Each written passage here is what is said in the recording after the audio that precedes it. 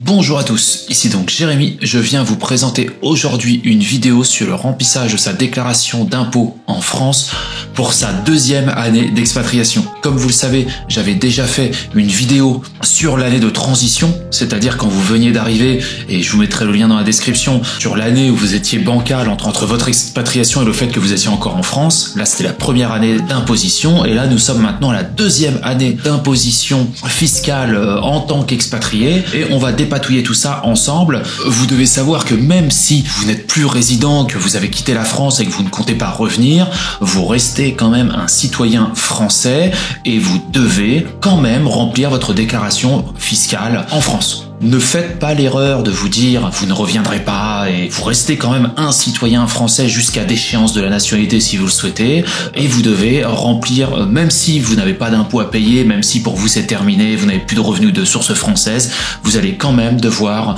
faire votre déclaration. C'est important parce que si un jour vous allez faire votre renouvellement de passeport, ou alors vous devez repasser en France ou même par le territoire européen, qu'il vous arrive pas des bricoles parce que vous avez omis de déclarer vos impôts, ça il y a que les politiques qui peuvent avoir une phobie fiscale. Vous n'avez pas le droit à cette erreur-là, et dans tous les cas, il va falloir. On va pouvoir aller dans l'espace particulier ici, et voilà, nous sommes maintenant sur le site des impôts. Dans un premier temps, ce que vous allez faire, vous allez cliquer sur mon profil, et vous allez vérifier votre adresse. Est-ce que finalement, l'adresse postale et moyens de contact, est-ce que c'est bien votre adresse d'expatriation qui est mentionnée? Donc c'est ici. Là maintenant, si vous voulez, on va descendre tout en bas, et on va vérifier ici dans contact et rendez-vous, vous allez cliquer sur accéder. Et là, maintenant, on va vérifier qu'en fait les impôts ont bien pris en compte que vous résidiez à l'étranger. Ici, vous résidez à l'étranger. Donc ça c'est parfait, donc là on voit bien le service des impôts des particuliers, et il y a aussi la recette des non-résidents, accueil fiscal des non-résidents. Si vous accédez à cette page-là et qu'il y a bien marqué vous résidez à l'étranger, ça veut dire que pour les impôts, vous êtes bien considéré comme un expatrié et tout a été bien pris en compte, et que maintenant votre déclaration fiscale va être régie et prise en compte par le service des impôts de l'étranger, donc le service des impôts des expatriés. Maintenant nous allons pouvoir cliquer sur accéder à la déclaration en ligne. Maintenant, il existe plusieurs cas de figure. Soit vous êtes un fonctionnaire ou quelqu'un qui travaillait par l'État, ou alors la majorité de vos revenus sont issus de sources françaises, auquel cas vous êtes toujours considéré comme un résident fiscal français et vous allez devoir déclarer tous vos revenus, même ceux issus de sources étrangères, lors de votre déclaration de revenus. Si la majorité de vos revenus provient de sources étrangères, que vous résidez le maximum du temps à l'étranger, que la grande majorité de vos intérêts économiques soient à l'étranger, que votre famille, votre femme, vos enfants sont aussi expatriés avec vous, auquel cas vous n'êtes plus résident fiscal français, vous êtes résident fiscal de l'autre pays, et vous n'allez déclarer que les revenus de source française. Attention, ces revenus de source française, cela peut varier. La taxation peut varier suivant les conventions fiscales. Donc faites bien attention par rapport au pays dans lequel vous allez mentionner finalement. Peut-être que vous n'aurez pas besoin de déclarer certains revenus de source française, à condition que cela soit marqué noir sur blanc dans la convention fiscale qui lie votre pays d'expatriation et votre pays d'origine, c'est-à-dire la France.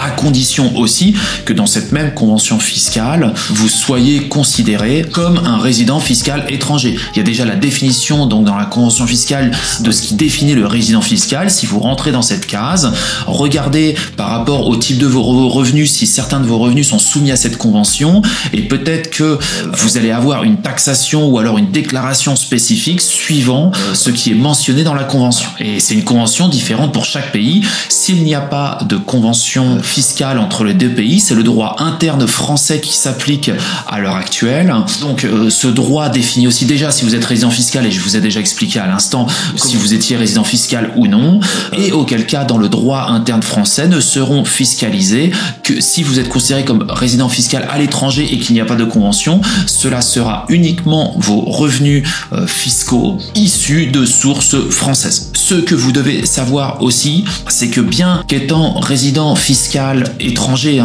que vous soyez expatrié, soyez non résident fiscal français, vous avez quand même l'obligation de déclarer vos comptes à l'étranger. Alors ça fait un petit peu inquisition, mais c'est pas moi qui crée les règles, et moi je vous explique juste les règles qui existent et qui sont en vigueur. Concernant votre adresse, vérifiez bien, vous êtes expatrié et vous avez déménagé lors de votre expatriation encore à l'intérieur du pays où vous êtes expatrié, vous allez pouvoir modifier votre adresse de contact avec l'imposition, et c'est ici. Vous pouvez marquer j'ai déménagé en 2022 ou j'ai déménagé déménager en 2023 et vous allez pouvoir rentrer votre nouvelle adresse d'expatrié. Concernant l'adresse, j'aurais tendance à dire mieux vaut mettre votre adresse à l'étranger.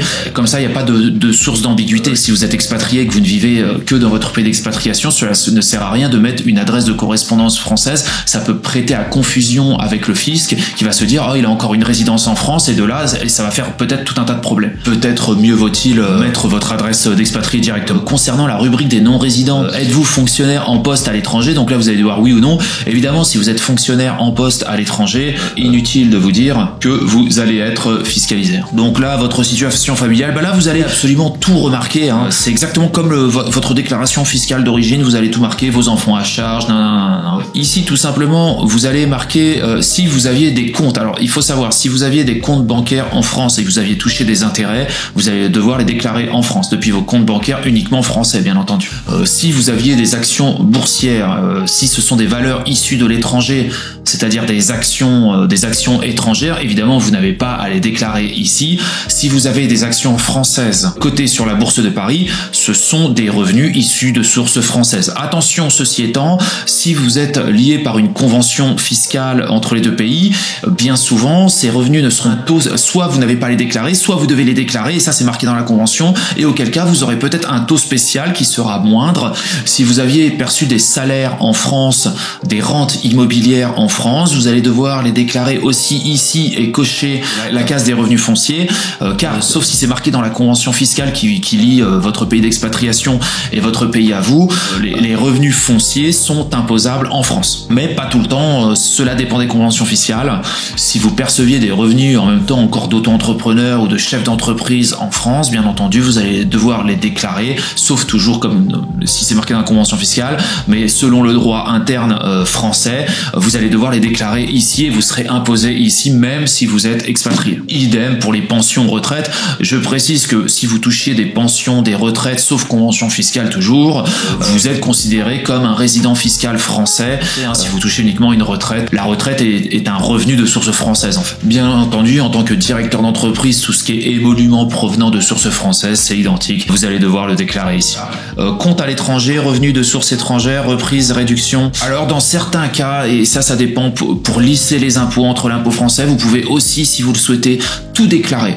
C'est-à-dire déclarer vos revenus de source étrangère, vos revenus de source française, bien que si vous êtes non résident fiscal français. Et dans certains cas, en fait, ça va lisser en fait l'imposition.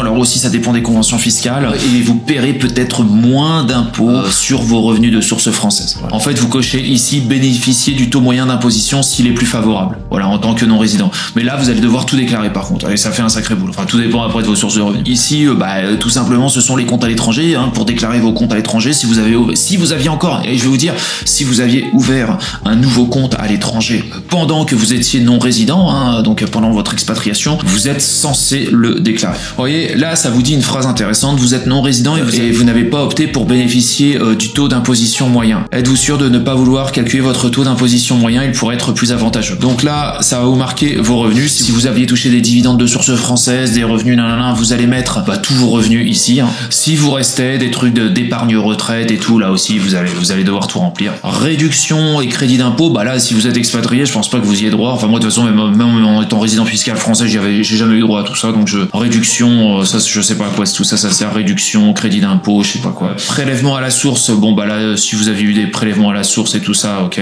Déclaration principale, là, il vous pose la question, si vous vouliez contacter les impôts en laissant un message, vous allez cocher la case ici et vous allez pouvoir demander aux impôts ou mentionner que vous n'avez pas compris quelque chose ou non. J'aurais tendance à dire c'est plutôt important, même évidemment si le système fiscal français est extrêmement oppressif, un des plus oppressifs du monde, il y a quand même le fait que vous pouvez parler avec l'administration fiscale. C'est-à-dire que si vous avez la moindre question, n'hésitez pas à leur demander. En général, ça débouche pas sur des contrôles fiscaux, rien du tout. Il faut le savoir, mais n'hésitez pas à leur demander, à leur poser des questions, parce que ça fait acte de bonne foi et de toute façon, c'est eux qui vont vous contrôler, donc eux savent répondre. Et si vous avez la moindre interrogation, même plutôt que d'aller sur Internet, même en termes de société, mieux vaut demander les informations fiscales aux impôts. Ils s'y connaissent très bien. S'ils s'y connaissent pas, ils vont vous rediriger vers des gens qui s'y connaissent. Je vous conseille, moi, de garder là, et vous voyez, vous pouvez cocher cette case et dire, voilà, j'ai pas compris ça, j'ai fait ça. Et ils vont vous expliquer, ils vont même pas vous mettre de majoration, il y a aucun problème. Avec les inspecteurs des impôts, hormis évidemment toute cette taxation à outrance, vous pouvez avoir un grand dialogue avec les inspecteurs des impôts, à condition que le dialogue se fasse avant un contrôle. Vous voyez ce que je veux dire? Si vous dialoguez avec eux avant le contrôle, il n'y a aucun souci, vous n'aurez absolument aucun souci. On peut cliquer sur suivant, voilà. Donc là, bah écoutez, tout est bon. Et voilà. Alors là, maintenant, vous signez votre déclaration. Votre déclaration en ligne est maintenant soumise. Alors évidemment, là, ce que je vous conseille, c'est de télécharger le PDF. Finalement, les informations, vous allez, en cliquant ici, vous allez pouvoir télécharger le PDF. Ensuite, ce que vous devez savoir, c'est que là, maintenant, on est revenu sur le site des impôts.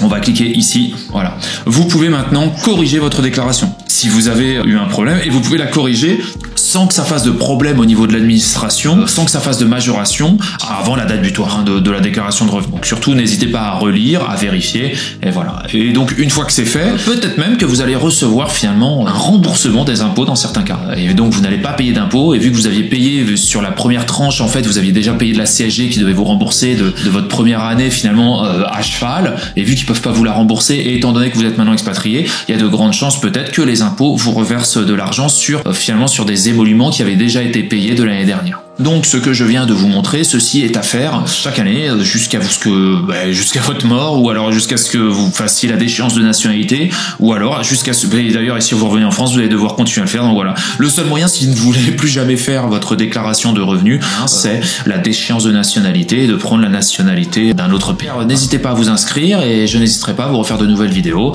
Je vous souhaite une excellente journée. Salut à tous!